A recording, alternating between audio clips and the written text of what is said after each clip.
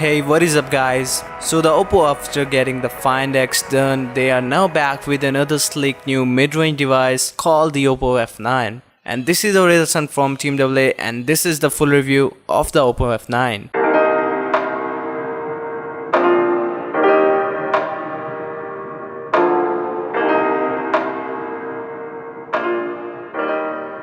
So starting off from the design, the Oppo has implemented a water droplet notch, which is a best implementation of the notch we have ever seen.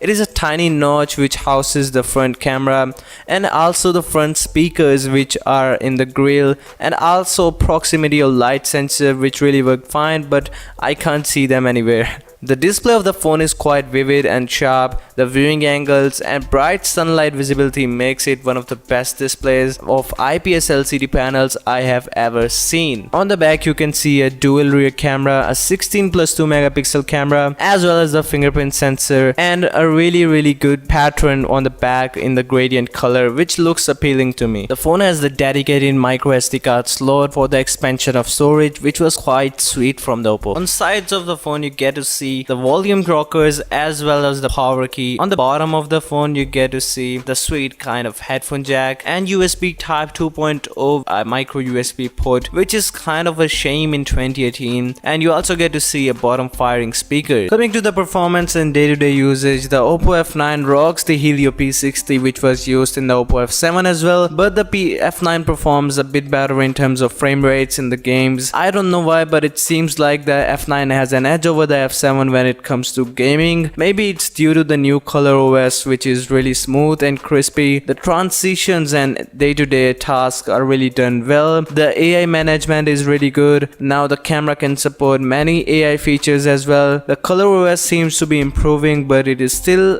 inspired of iOS and iPhone 10. The facial unlocking really works well and works like a charm even in the low light, and opening apps is just like a charm for it. The color OS 4.5 also has some new features like the built-in camera AI features, which will recognize scene and add effects to them just like the Huawei, and it also has some features for gaming, just like the game space, where you can play your games uninterruptedly without any kind of notifications. So coming to the camera of the Oppo F9, the Oppo F9 rocks a 25 megapixel selfie camera and rocks a 16+2 megapixel camera on the back of the phone for portrait mode, and here are some of the sample shots that I took. The video mode doesn't work really well, like don't even have the slow-mo effects, and you don't even get a 4K video recording on the front or the back.